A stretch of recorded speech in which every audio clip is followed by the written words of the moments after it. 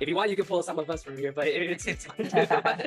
it's fine. Yeah. Karate is like an art form. It's a martial arts art form that we train. I mean, of course, if you've seen movies or something like that, you could see some karate fight in there. I am a poor Orthodox priest. I didn't know about it. Now, no more I do this. So please allow me.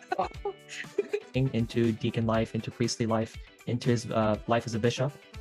From there, all the way through those times as well, reflecting on the power of women, right? Youngsters see that, all are same. Wherever we go, we believe in that church. You know, if you always say the proud of the Catholic means remain in that faith. We pray to you humbly, O Lord. Raise your servant Ivanios as saint in your holy church. May your all glorious and blessed name be praised and glorified with that of our Lord Jesus Christ and of the Holy Spirit, now and always forever. Amen. In the name of the Father, and to the Son, and to the Holy Spirit. Amen. Amen.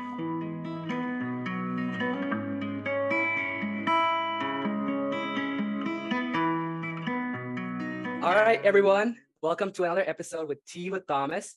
Today we have a special guest who's very near and dear to our heart. It is my great pleasure to welcome to our podcast, Mother Sandra. She is the Mother Provincial Superior of Tiruvandavapuram. She is very instrumental in her role as Vice Postulator for the Canonization of Ivanios, where she has done some tremendous work. She has codified and compiled 100,000 pages of documents for the case of Ivanios. She has impressive 14-year tenure at Rome, where she was able to develop close relations with Pope Francis and even with the late Pope Benedict XVI. She even attended the private masses of St. John Paul II too, which is actually a great privilege. And I wish there was an opportunity for many people like that, but she got a very private access to that. She has really dedicated her life to both spiritual and academic excellence. She obtained degrees from Parimala, then went to learn in Bombay. She even earned a doctorate in canon law. That's why she was able to get on this canonization process for Ivanios. And we consider her to be the mouthpiece for the Syro-Mennonite Catholic Church, actually, for the process of Ivanios' canonization. So we are honored to have her share insights and experiences with us today. So welcome, Mother. How are you doing today? I'm good. I'm good, guys. Thank you. Nice. Ishwar, I really wanted to say that. So I just want to ask, I just want to get to know you a little bit more. I want to really ask you about how you really discerned becoming a sister, actually, your introduction to faith. Let us know a little bit about that, actually. Thank you so much for introducing me in a good words. Actually, I grown up in a good Catholic family. We have 6 children in our family. And two of us younger ones became a nun. Actually, my father was a great faithful Catholic devotee, and almost 25 years he was in the president and the helper in the so many devotions and activities in the church. And we grown up in a very Catholic with a Catholic faith, and I wanted to serve the people around, and I wanted to help more the Malinkarites in the church.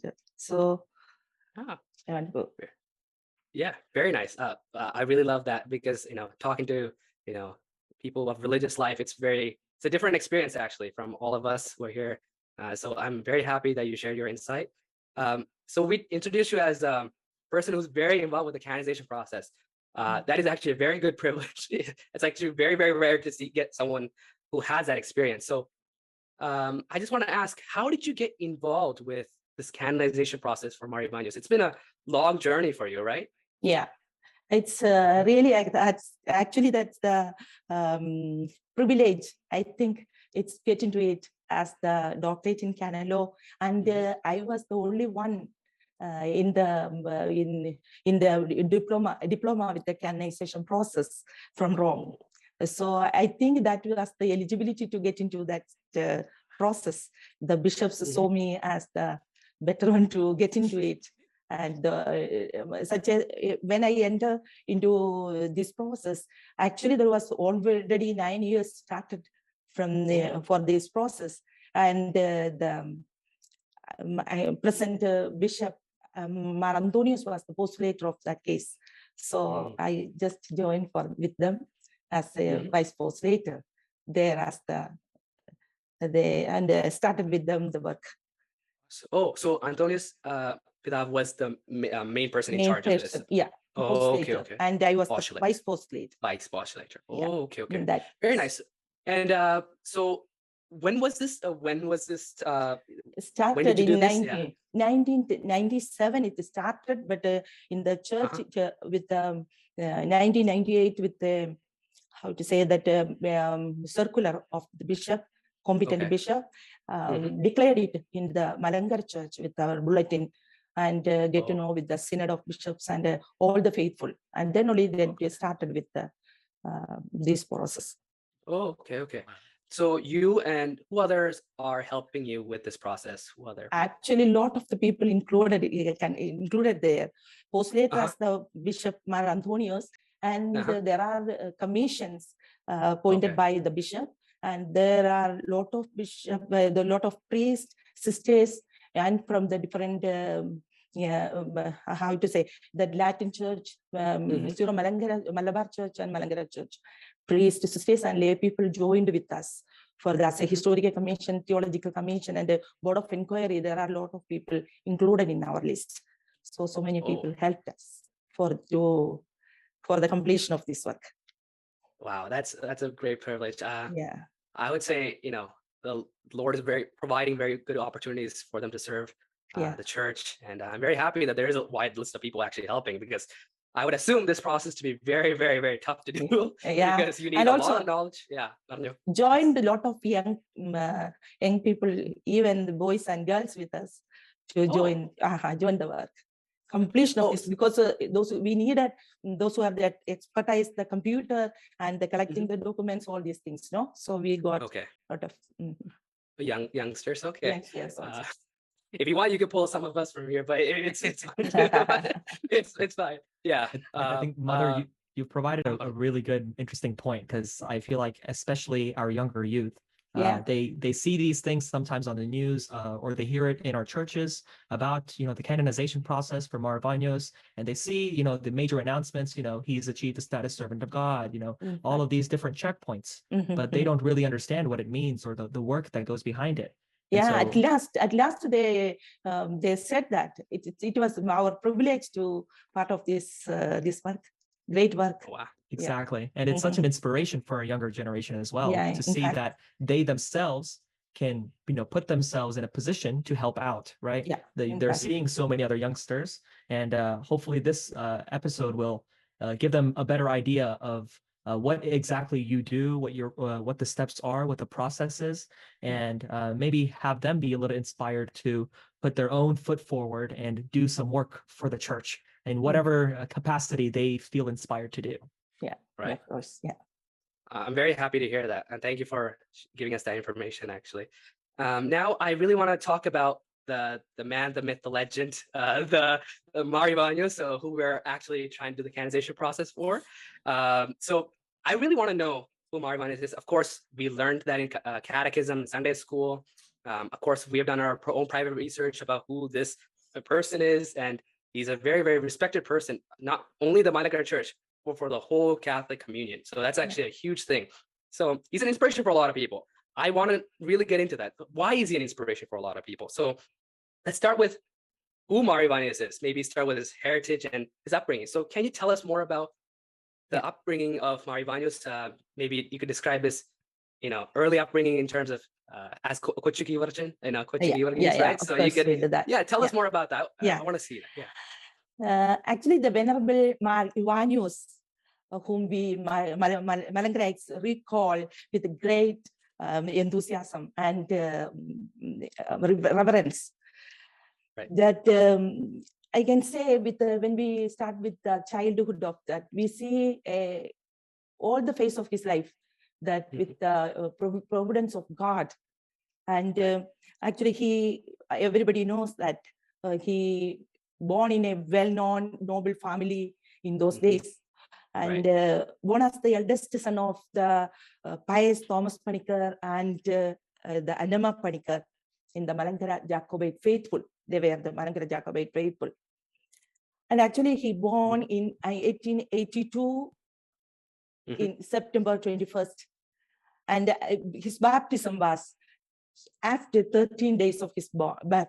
Oh. That is on 4th October 1882. And he was the second child of the 6 children, the 3 sons and 3 daughters, their family.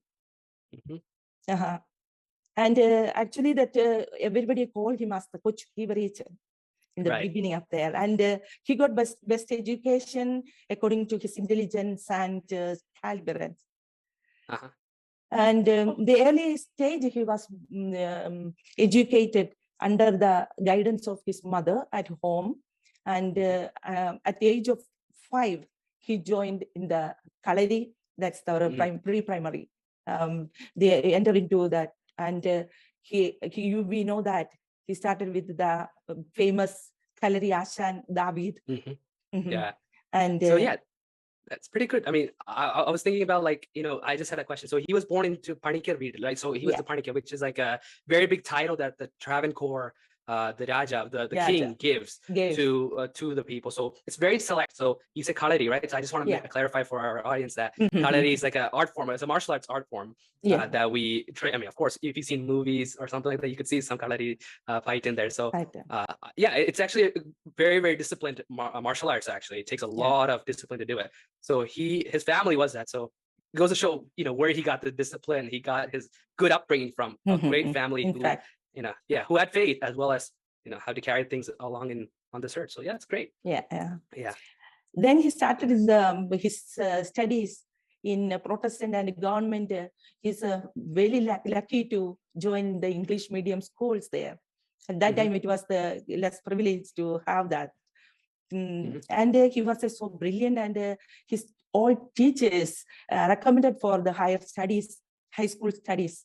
And the parents got worried about it because it was very far from there, the higher studies in English medium schools are in Kotte.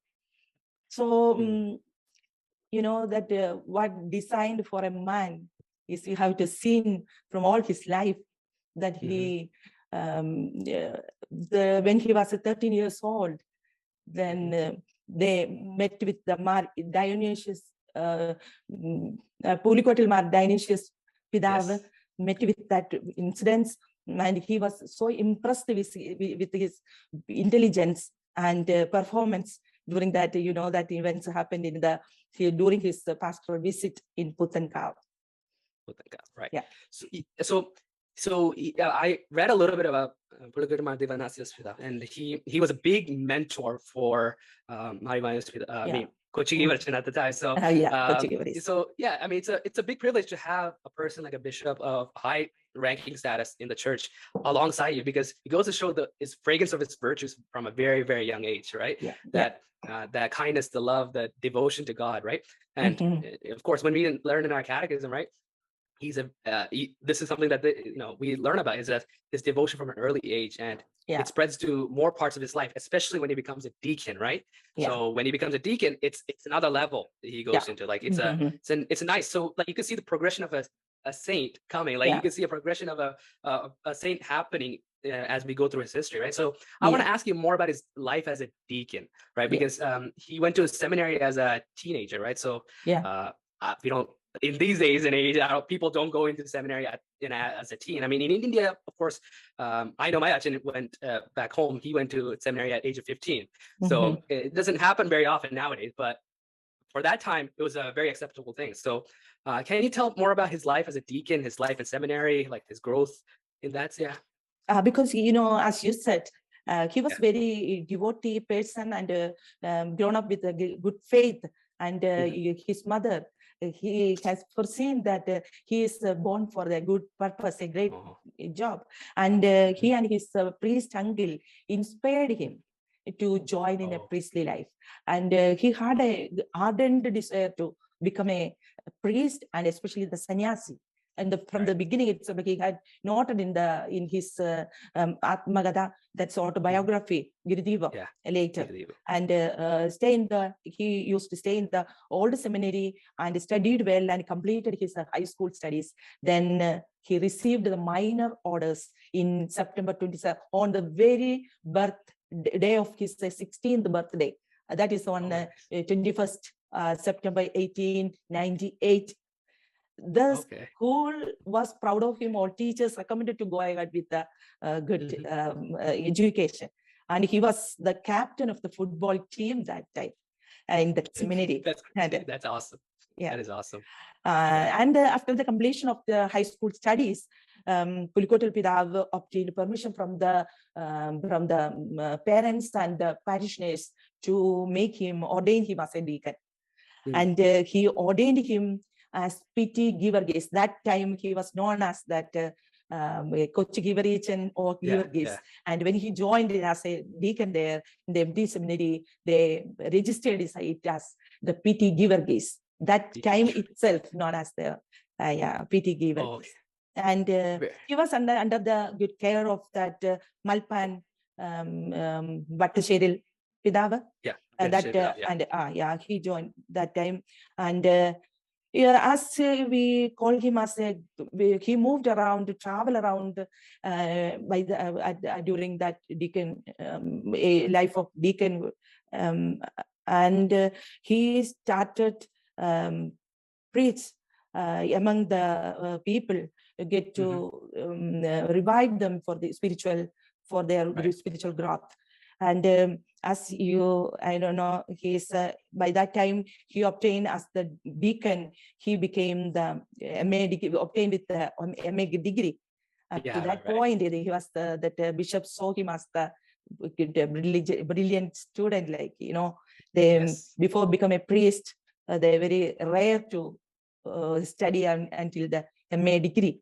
And as you know, he called him as the Kudasha Shamashan that time. Yes, that's a big title. I love that title because it's when I read his life a while back, I thought Kudasha Shamashan, you don't get that often. That's a big title to have, the Deacon of the Sacraments, especially at that time, because he was saying that there was a big drop in the reverence for sacraments, especially during the time of Holy Weeks, right? And you'll see that later in his life, perhaps, about how he tried to implement it after he becomes a priest, right? So what that stands for is Deacon of the Sacraments, for one of the audiences who don't know Malayalam. It's that. So I want to know more about why he got that title, in specifics, perhaps. But if that's because while he was in the MD seminary, he understood that the awful situation of the church. And he created such anxiety in him regarding the future of the church. And he took an extraordinary vow during the deaconhood, when he became a deacon. And he said, I dedicate my life to the spiritual uplift of the community that gave me birth. This I hope to accomplish by means of education and sanctification of its clergy. And as a deacon, he used to travel around and teach the faithful regarding the sacraments. During his studies in Kottayam and Madras, he organized a mission circle and discussed the Christian faith, Christian doctrines, and conducted discourses and on some sacred scriptures and liturgy, prepared sermons and instructions for the laity, and so on. During that time, they get a long period of holidays to get away from the empty seminary. But he used that time. He left everything behind for this good motive to revive the people. He used the holidays also for this good purpose. That's why and during the holidays, as you said, there was the custom of making confession and holy sacrament communion in the Jacobite Church once in a year. That means especially the week, Holy Week. Many was not joined for that. Because of that, he went around and make them aware about the at the importance of these sacraments of confession and at the Holy Communion. So when during that time, they called him as who and frequently receive the sacrament is more important to and is essential for the growth of our spiritual life. So that way, he known as the Kudasha Shemmashini. I mean, what I also like, I drew a parallel. Catholics. This time he was part of the Oriental Church, right? Of course, a Jacobite church. They're the Oriental branch, right? Yeah, exactly. Yeah. What surprised me about his devotion for the sacraments or this reverence for the sacrament is that Catholics are very, very known for revealing the sacraments. Especially we make confessions available for everyone, anytime, all that. So I'm glad that he had a Catholic heart at a very, very young age. So I see why the transition was easily made into the reunification process into the Catholic Church, because there was a natural drive to put sacraments, the ordinary means of grace, forward, right? So I really love that. So that's what I noticed when I was thinking. In fact, he got this good sense of the Catholic Church from the childhood itself. Right. No? His mother always show him that in Pudiyagav Catholic Church, I said that is a real church, and always recalled in his mind. And this is what he always looked for, the Catholic devotion and all such things. Of frequent communion is very rare in the Jacobite faithful, in the faith. He joined for that. It's very nice to hear. Yeah, I think it's kind of beautiful in a sense to reflect on the fact that the reunion movement itself didn't just start in 1930 or the years just leading up to that. For him it started at such an early age that he had that calling to the Catholic Church, and we are so blessed to know that that calling wasn't just for him, but for the entire Mullingar Catholic Church to come into that communion, right? For all of the churches throughout the world to come into communion with the Catholic Church, and it's inspiring to know that soon enough, God willing, with enough prayer and work, this canonization can come into full fruition, and we can all come into a bigger and better understanding of exactly what this calling is that the Lord calls us to come into His heart altogether. Yeah. Right. Yeah, like adding on to the childhood part of it, it shows how important it is for it takes as they say, it takes a village to raise a child, right? So even as a child, the small ideas you put into them, right? You kind of see it come into fruition later on. So that's beautiful. It's beautiful to see. Yeah, it is. I think it's also kind of important for us to, especially as we talked about, Kudashi Shamashin, right, Deacon of the Sacraments, but then also really talking about the passion that he had for the faith, right? How passionate he was, like I said, not just on faith, not just on sacraments, but for the people, right? This is him going out to the people and actually preaching, right? With such an ardent passion. Some people almost call him fiery, right? Like a fiery young preacher. And just his knowledge, not just on the faith, but also on the Bible itself. Sister, Mother, can you talk a little bit more on, I guess, his knowledge, right? I think we all see this passion from each other as we talk about faith, as we talk about our backgrounds, but the knowledge itself, how important was that to his kind of upbringing, especially on his deacon life, and as he progressed forward? How knowledgeable was he? Actually, he was after the master degree, he joined as the MD seminary as the principal of that seminary. So because he was was the principal of by that time, but when he saw the young man was brilliant and faith and showed his great faith, and he was actually owned by the history and political history and Syriac language. He was earned from the MA degree, and he was also teaching in the MD seminary. And when they saw that he was he owned the Syriac language and English language, and canonically he was full with enthusiasm, and they make him a more spread the faith among the people, And Vatashiri Pida was very much of enthusiasm with his brilliantness, and he took him around for the traveling and for the you know that in 1911 there were 12, almost 12. There is an how to say that meeting in the Serampore, and he took him for that because to get know about more about the through language and the canonical matters, and he took him for that meeting, and from there he started again. Dr. Howell see him as a great man. He invited him to teach in the Serampore Seminary, so Serampore College, and he. Now that time, until 1930, he remained in the MD Seminary. He wanted to make that MD Seminary school as a college and more, how to say, the formation for the clergy there. So he made it as a college level. And now he started to teach, left the MD Seminary and joined in the Serampore as a professor in Syriac language and history and political science. So he joined there for that. So he became, so he was an action, sorry about cutting off, but he became an action at this time, and he was ordained by who again? Was by Pulicotil Divaniasos, right? No, at the presence of Pulicotil Divaniasos, Vatashiri Divaniasos made him as a priest in 1908. Okay, okay, thank you. And you mentioned Serampore, so that is actually a key role in his life, because Serampore was the first Christian university in India at the time.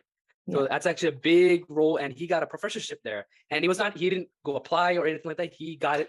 He was recommended to that position by the principal of that school, and he was accompanied by Vatashiri Madhya, and he said, "Okay, take it. This is actually a big thing, right?" So, and he actually got I read a little bit a while back. I think he said his monthly stipend or his salary was 1,500 rupees. 10,000 1,500 rupees, right? Yeah, 10,000 rupees for the 10,000. Okay. For that. So, so that was used to educate, right? People. Right. And we actually take from the beginning. He thought that the revival or the spiritual revival happened through the good education and more awareness of the people. No, he took the young.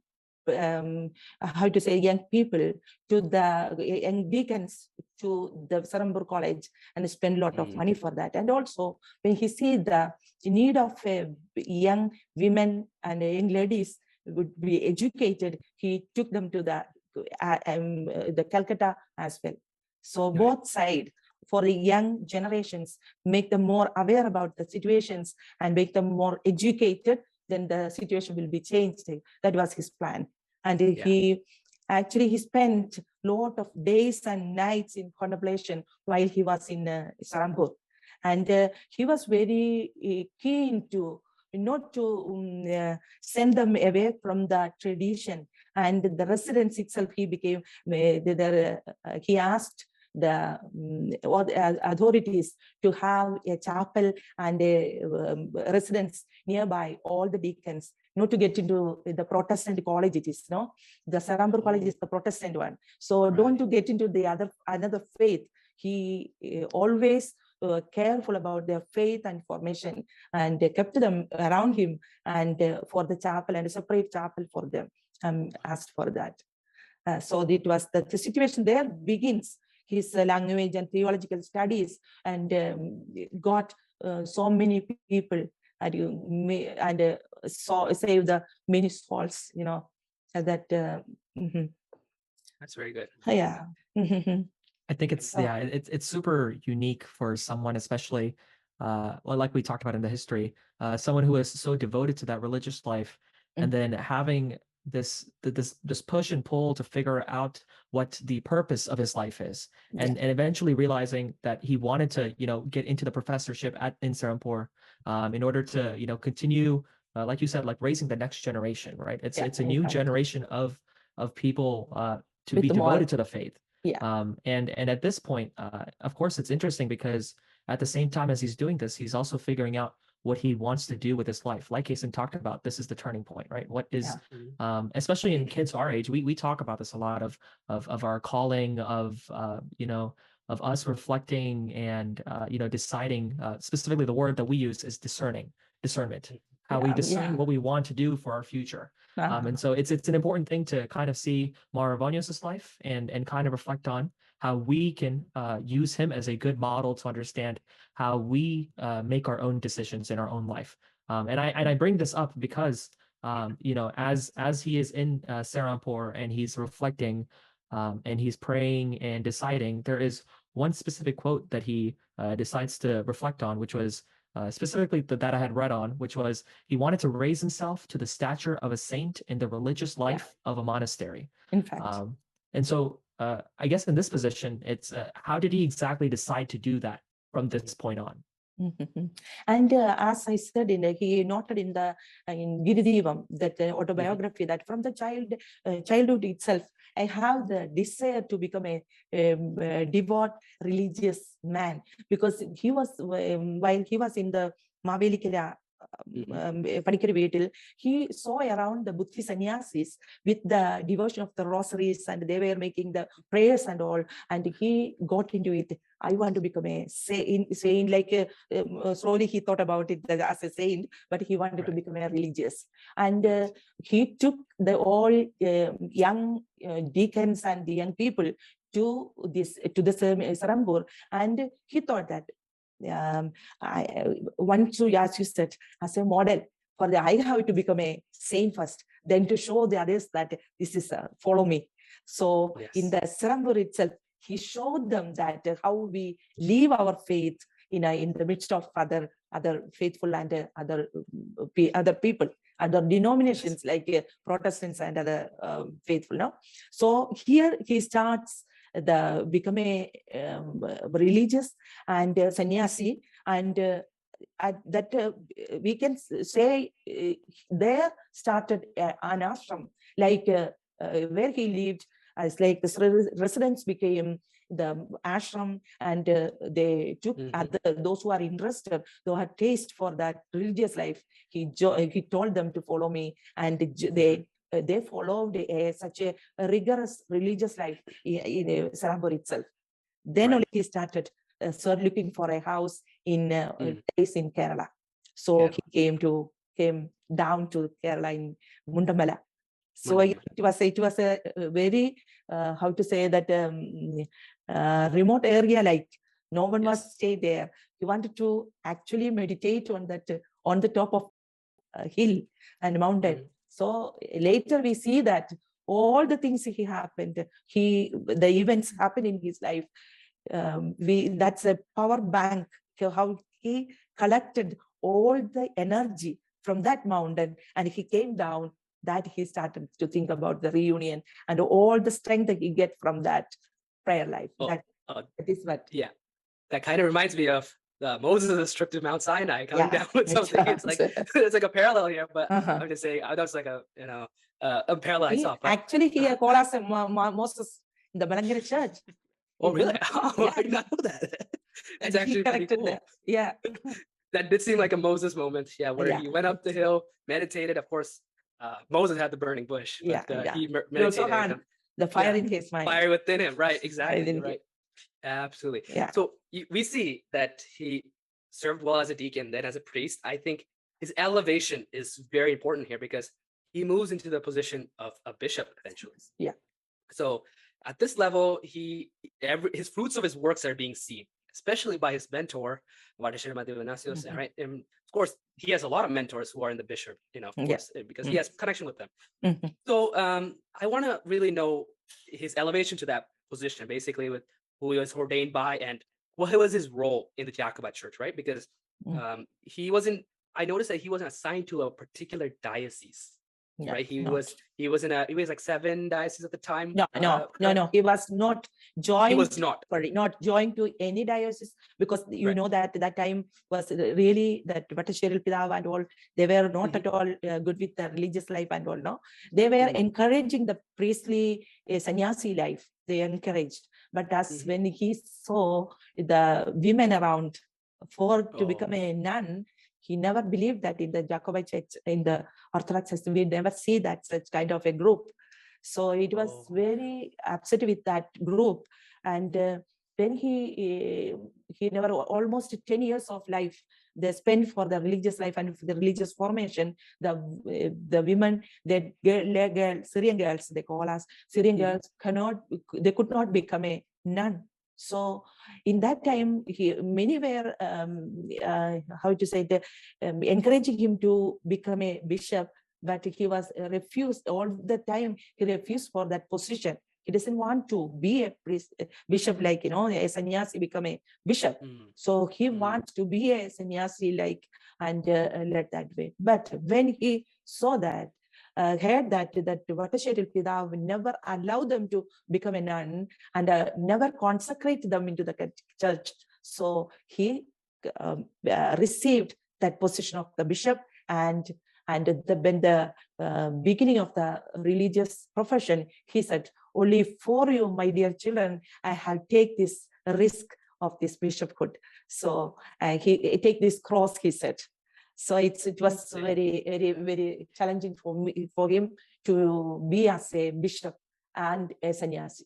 So in that way, he became the bishop, and he known as the Bethany bishop. So not to belong to any diocese, and he was taking care of all the churches and going around with the sannyasis to preach them, make them. Already he started to think about the reunion, also make them aware, the children, the people around, about this. And he got many challenges from the church itself, as a bishop, as a sannyasi. So yeah, very challenges, right? Yeah, but this is, I think, this was a very unique position to be in, because he was not assigned to any. He was not a metropolitan, right? He was not part of like a bishop that oversaw like an eparchy or a diocese, right? Right. He was very focused in on this particular thing, and that allowed, I think, reading a little bit about his history, is that he has more time now to focus a little bit on the reunion moment. Yeah. And he takes this to another level, because he went from a very good action to a bishop, with more responsibilities, but he has now a calling to reunite, perhaps. So there's I heard when he was, this is going back a little bit, when he was perhaps in the time of Serampore College, he was asked by an achan, or I think not an achan, by a shamachan, someone who was studying at the time, asked him a question: if Jacobite Church was known as the true church, is it a true Christian church? And I think this is all quoting him, and he responded like very strongly that I don't think the Jacobite Church is the true church. So that goes to show he knew what reality was at the time. Of course, right? He knew what reality was. Because I think one of his degrees was in history as well. Because Nestorians, the Syrian Christians and Nestorians. Yes, he has a thesis. That was his thesis work. Yeah, thesis, right? Exactly. Right. So Nestorius, like a lot of allegations that people had against the Oriental churches was that we were Nestorians. We were not Nestorians. So he clarified that in his thesis, because Nestorius, that's a big fallacy that a lot of people, it's a heresy that people carry along and accuse people of sometimes. I think, when the Portuguese came, there was an accusation on that against us. So he clarified that, and he's doing his best to shelter the church from any accusations. So his role is pretty big. So I want to know what he specifically did, perhaps as bishop, regarding perhaps the movement in the hierarchy. So as I said, he was probably he was involved in the reunion, and but also I wanted to mention this too, that when he became a bishop, there is a tradition that the bishops, or Jacobite bishops, have after the Shalmuso, after the oath, basically, to renounce the Council of Chalcedon and Pope Leo, which is like basically a curse, right? Against the Catholic hegemony, right? So I wanted to really show our audience, or let our audience know that our Pidav, our Ivanios Pidav, didn't do that. He said, he stood in his firm belief and said, I'm not going to renounce. And I think he mentioned that, I think it was one of his quotes in the Geevarghese, that he is not going to curse or renounce the Council of Chalcedon, which talks about, Council of Chalcedon talks about the Christology of Jesus, and it also addresses the point of Nestorianism. So, metaphysitism, it addresses Eutychianism and monophysitism. It's like it's Christology. So I'm not going to get into the details of that, but perhaps he really had a strong knowledge of history to make a distinguishment, and that there is some error on the part of the Jacobite Church. So he did not do that, and he stayed away from that. And thankfully, the Pidao at the time, Archbishop Ivanios, was accepting of that. And he said, okay, because of the love that he had for them, right? Yeah. So that's, I really want to say he had that Venerable Pidao also have the taste of the reunion, communion with the Catholic Church. He also had it in his mind. So later he was away from his decisions and because of the situation of that time. So he didn't join with Ivanios. No? Ivanios. Yeah. So I want to maybe ask, so in the question was like, he was very favored in the hierarchy and he was assigned to possible reunion. Can you give us some context of why there was a reunion process to begin with? And was it for the whole Jacobite Church or was it for a certain faction? Can you explain a little bit about why there was a push for reunion, perhaps? And then there are a series of events that happened in the Jacobite Church while he was in the principal in the MD seminary. And that by the time the visit of Mar Abdullah Patriarch, and excommunicated by that time of the some complications, and he excommunicated the Venerable Pidao from that position. So it was he always that our Ivanios always stood with his teacher. Always he was faithful towards that Ivanios, no? And 31st May 1911, he was excommunicated from the Jacobite Church. And in that, Abdullah Patriarch proceeded to consecrate another rival metropolitan and erect a new governing body for the church. So in that time, Jacobite Church in India divided into two parties, like Patriarchal Party and Bishop's Party, like, so it's a Patriarchal Party under the Antiochian Jacobite Patriarch and the Bishop's Party, Orthodox Church, under the leadership of Venerable Pidao. So that joined with that our Bishop Ivanios was with the Venerable Pidao.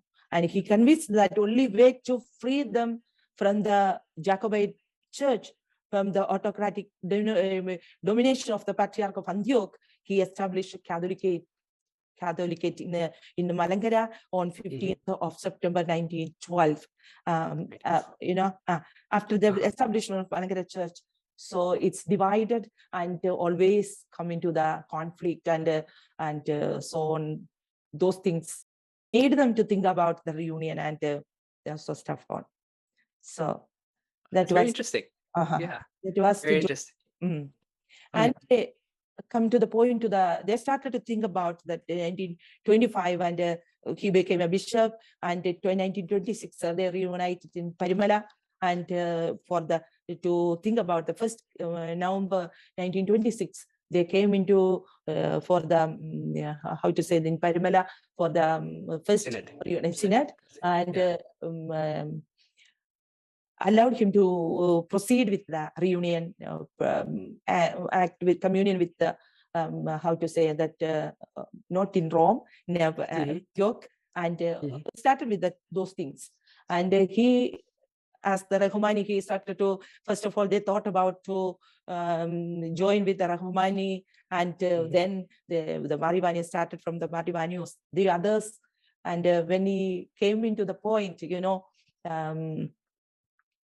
the others were not at all, as the Vatapanakas and all come and when they won for the Vatapanakas, and Venerable removed stood away from the Reunion Act and joined with the Ivanios. So in that case came up with the split that Ivanios thought differently with the Jacobite people now and the Orthodox people. I think it's important for our listeners to kind of get a good understanding of what exactly happened in here. And so at this point, we're just kind of simply laid out the case. And if you could just kind of simply lay out exactly what this case was and what the simple, not ramifications, but just like the simple ending to it was.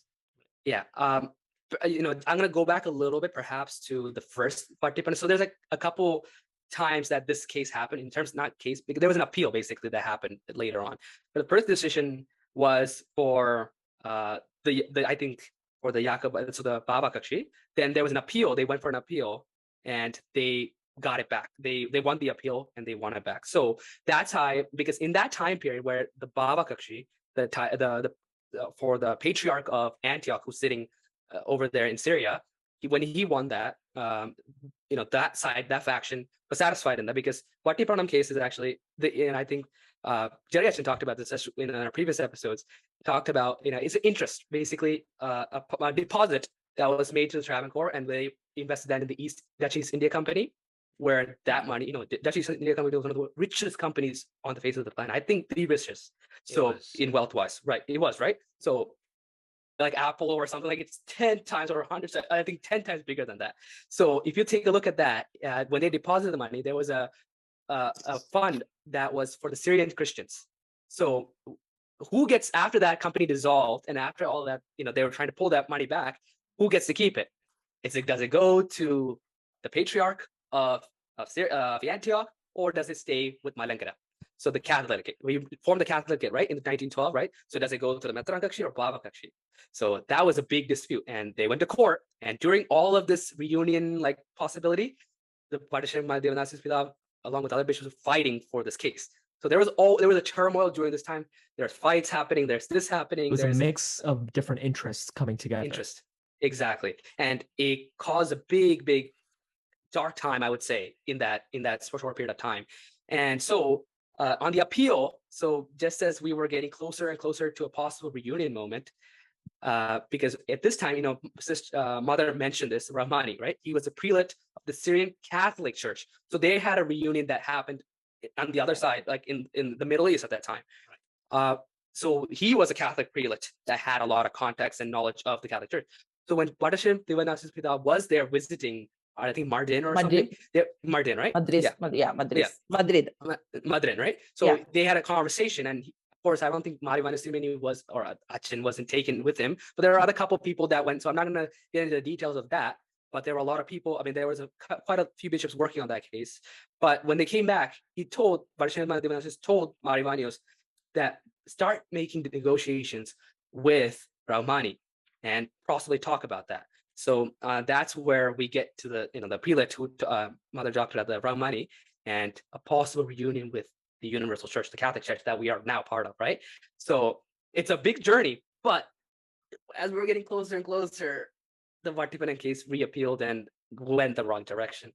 And Theophilus Tirimeni and Ivanios Tirimeni, who were working hand in hand on this part, they were the ones that were the only ones that wanted the reunion, and the rest stayed, because the Vatti Pranam case went in favor of the Matran Kakshi.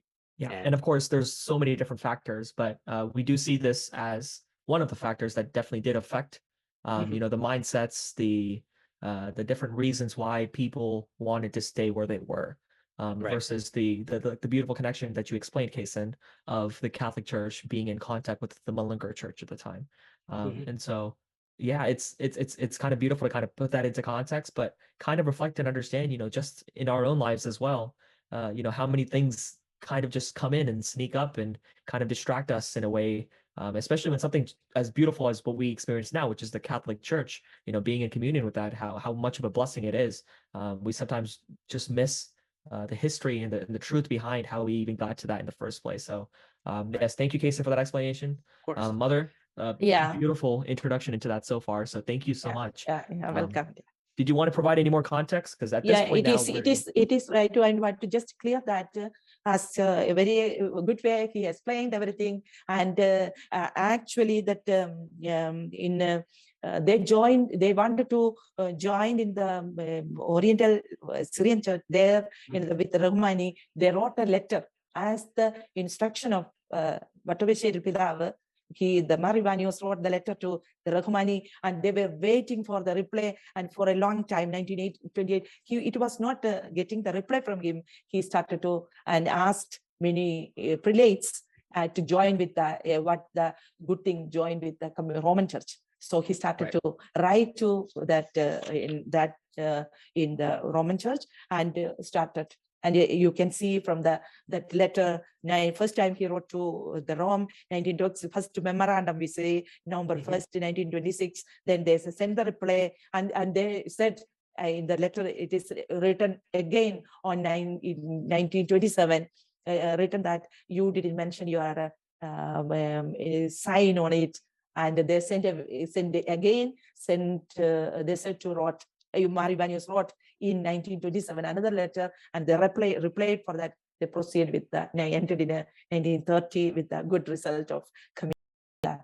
That he was always faithful towards the instruction given from the beginning in the Parimala Synod.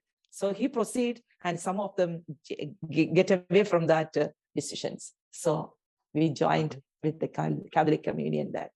Yeah, I mean, that's a beautiful way of putting it, because of course, communication is something that is very hard at that time. Not like you can send an email or a text or anything like that, right? Yeah. So he goes on a ship. It takes a while to get there. By the time that gets there, something may have changed here. Because of that, he knows that it happened while he's sending to get the letter there. No, he was very careful to send the letter through a priest, Latin priest, Pereira, to the Rome. That's the way he was very faithful and careful about these things, and not to get into the trap. Right. Yeah. I mean, you mentioned very beautifully.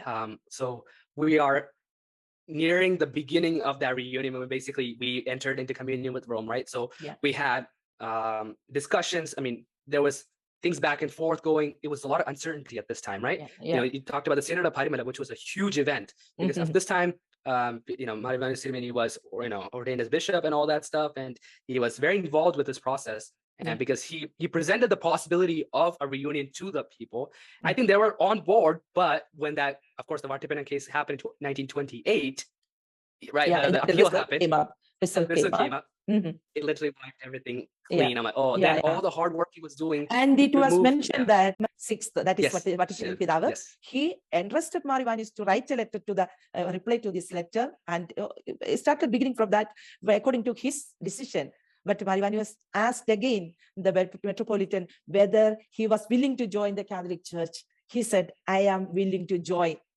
That Pidav said, but later on, what happened to, according to as he said, that the case will want that. Yeah. Varashirima Devanasti was the metropolitan of the whole church. So he's speaking for the whole church here. So unfortunately, if that was the case, if that did happen, we would have a lot of results, or people moved in communion with the church. Unfortunately, that didn't happen. And the Synod of Bishop, as you to be more clear, the Synod of Bishops held at Parimala in Tiruvalla on 1st November 1926, presided over by the Catholicos, Mar Basilios, and authorized the Bishop of Bethany to enter into the negotiation with the other authorities of the Roman Church. You see that by that time, he didn't join for the Vettasial Pidava, didn't join for the Synod. He was outside with this case. And he was that the case happened. He was signed in the Synod to Parimala. And the other five bishops signed it and sent to Rome. Okay, so that's a good clarification. Thank you for that. That makes a lot more sense, actually. Yeah, because that is the truth. He was fighting that case behind the scenes while this was happening. So, I mean, you mentioned a very good synopsis of what really happened, and we got a reason of why the right now it's called the Malankara Indian, or the Indian Orthodox Church, right? That basically became that was the Matran Kakshi side, and the Baba Kakshi eventually became the Jacobites, which are the Syrian Orthodox, right? And they have their distinguishments, and there's unfortunately fights happening back and forth. There's issues. Of course, that's a whole nother topic. But there was we realized there's a big reluctance that we've seen in the body of people, especially the body of bishops, because bishops speak for a lot of people. It speaks to the whole church. So when an authoritative leader is not willing to make a move, the whole flock stays. So unfortunately, not a lot of people were willing to follow Ivanios on the way out, because of course I get that too, but unfortunately there was not much of an impact on the side of the major bishops who are there, the people who are actually in charge, majorly in charge of the church. And let's get to the reunion movement and how we were accepted into the church. I want to hear more about that. Actually, once I heard about that, he was very keen and careful to join with that communication with the Catholic Church. Once he entered with a paper in here or hold it in his hand, and he entered into the Catholic Church and to see the Pope. 1932. He was entered in the near the Pope, and he talked about everything, and they gave him a big welcome to the community, to the Catholic Church, and a big welcome, brother, he said. But when he was coming back, nice. As a joke, we are saying that while he was coming back from the Curia, from the Pope, and Monsignor asked him, it's not the tradition of the Catholic Church because you have to have an appointment before to see the Pope, and it was to them we have to join that. Because of that, he directly joined to he wanted to make sure that it's get into that bishop, Pope. So he directly came to join with the Pope, and he said, I am a poor Orthodox priest. I didn't know about it. Now, no more I do this. So please allow me. So these things happened. It's such funny things, but that's all with the prudence, and he did everything. So not to miss the letter anywhere and to directly to Pope, he did that. But those things happened that time, and he joined for that. And when I interviewed a journalist, Orthodox journalist, K.V. Maman, I don't know if to mention that name, K.V. Maman, and he wrote many books and to make they aware to the Orthodox people that he's a betrayer, and all these things happen, joined the Catholic Church. And we took him as the interviewer and an eyewitness to during the canonization process, and he said certain things about it, but he was very much appreciated. All his brilliant man, educated, and he's the prayerful man, everything. Only thing I am not joining with him because the Orthodox Church did everything for him, but he he left that our church and joined the communion. That only thing can't join with him. It's quite natural that a brilliant man, went away from their church and part of their communion. It's just a quite natural thing that they speak against him, and he faced a lot of challenges for those things, for his life and all the activities he has done by that time. That's wow. I want to mention something really quick. Yeah, go ahead. Okay, sorry. Okay, it's just it's very incredible when quote unquote enemy kind of says how incredible you are, even though they may disagree with you on certain aspect of your faith. When someone describes you as talks about you so highly, it shows what kind of person he was. And I believe in addition to that trip in 1932, he was able to Ivanios was able to attend the 32nd Eucharistic Congress in Dublin. And that's where he was able to meet G.K. Chesterton, where he described Ivanios as the Newman of the East, So you kind of see that as he travels around the world, he gets the what's the word I'm looking for? The recognition, right? Exactly. Recognition, that he's deserving of different people. Absolutely. Yeah. I just wanted to say, you had an interview with that journalist, right? Who was talking about that.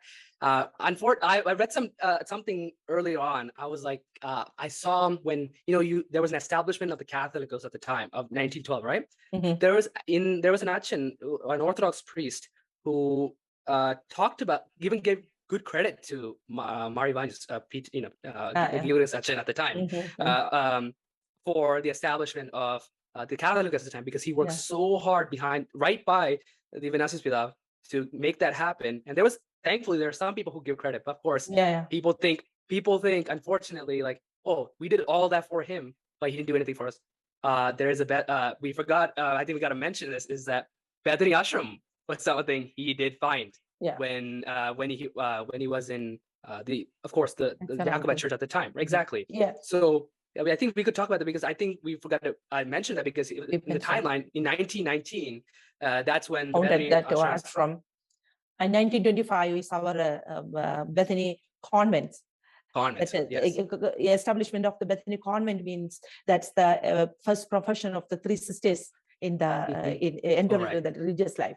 That became the establishment of the time, Yes. So September 22nd and 1925, we're really proud to say that this is the 100th year.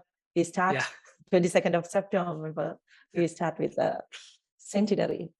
That's awesome, because there is that is a big part of the church at the time, and it still is, of course, up today for us as well, because the influence he had, because his philosophy, he had a big philosophy for women at the time. I know that you were the result of that philosophy, because at the time you said that there was not a big love for the women to enter into religious life, right? Exactly. And he talks about is that the prosperity of any community depends upon the characteristic culture of its women. So if you have a religious, educated woman who are interested in serving the Lord, you have a prosperous community right there. And you, Mother, we really see that you are a prosperous result of that, and that's why you're joining here. And that's he's always said, get into inside of the family. That's really dedicated ladies can do that. That is what he's aimed to start the community now. That womenhood. Place with the empowerment of the women. That is what he said, and did a lot of things with the Bethany Ashram. He says that the heart of the church, the religious ashrams and the convents are the hearts of the church. So it's from the blood to us and receive from the church. So for the church, we have to think with the church and be with the church. He always encourages us to do that. Yes, that is very nice. Yeah, it's a beautiful model to kind of reflect on, not just the fact of his upbringing, his youth, right? Having a powerful women figure in his own life with his own mother. From there, being inspired by the faith, by the religious people around him to continue his upbringing into deacon life, into priestly life, into his life as a bishop. From there, all the way through those times as well, reflecting on the power of women, right? How much of an impact women can have in society, and establishing ashram for women, and at the same time for the priests as well. That it's a beautiful thing to just see the impact that he had, not just on the Malankara Church, but on the religious society as a whole, especially in the country of India. As he said, we had lot of things to do that time, because everyone was upset with to join the community, communion with the Catholic Church. So we had to make them aware that this is the true church, and when all those stuffs, we had to communicate with the people. We had to work among the ladies and gentlemen. Okay, so he really founded for the revival of the renewal of the church. He saw that the religious communities and the religious should be there for the revival and the renewal of the church. Right. I think one thing to kind of just reflect, especially as we get to the end of the reunion aspect of it, and to current day, right? Like Hasten said, the impact that Ivanios had on religious, especially to you as well, Mother, as you're continuing this canonization process as well, as you are, like we talked about, one of the premier knowledges in this specific area, for youth specifically, as this is the major target of this podcast itself. What would you say is probably, I guess, the most important thing for our youth to know about Ivanios, and something for them to reflect and pray on as they are thinking of the life of Ivanios?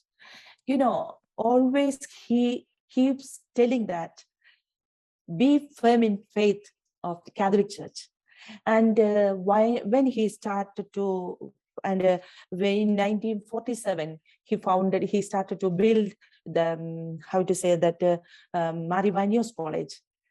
By that time, he wrote into the Roman Curia that we should have our own higher study center to learn more English and higher education. We need our own college. Otherwise, our youth will get into the other denominations of faith or denominations of life. So to avoid that, we need this college, our own college. So always he concentrated on the youthfulness. Youth. He also was a youth. You know that whatever things he during the life of Deacon, he vowed that I rest of my life I live for the community which I give birth to me. So always advise the youth to be energetic, be proud of a Malangarite. And nowadays you see the youngsters see that all are same. Wherever we go, we live in that church. He always said the proud of the Catholic means remain in that faith and from the true church and give you birth. Your fame in that and don't remain there. As he says, he was the model for others. He to hand over this faith to the other generations to come. So it is the duty of our duty to hand over these things to the reunion moment. We always we will the talamara kaimari, we will do that. But that you should hand over all these to the another generation. It's our duty. That is what he says about love the church and allow better things for the community and for the people. What a beautiful point, Mother. Thank you for that. Yeah, it is so important for us to really reflect on the life of Ivanios, right? To really reflect on the aspect of service, right? How do we serve? He's such an exemplary model of service, not just to the church, but to the community as well, to the people around him, and through his own gifts, right? Especially in his gifts of education, of knowledge, of being able to communicate with others. Like we talked about, the Newman of the East, right? Really embodying the sense of his background and bringing that to the whole world. And so it's such a beautiful thing. And hopefully we can continue to pray and reflect and thank God Almighty for his presence here on earth and may his impact continue on for generations to come. Yeah, the fruits of that the work great work he has done in his time. So we have to work as you take us the model of our father up, and so we follow that to get into a sainthood. Very sweet of you. Thank you, sister. Yeah, you're welcome. Hey guys, thank you for watching this episode. Hope you guys enjoyed it. This is only part 1 of a 2-part episode, so please join us in part 2. Thank you again. Please like, subscribe, and comment down below. See you guys there. Peace.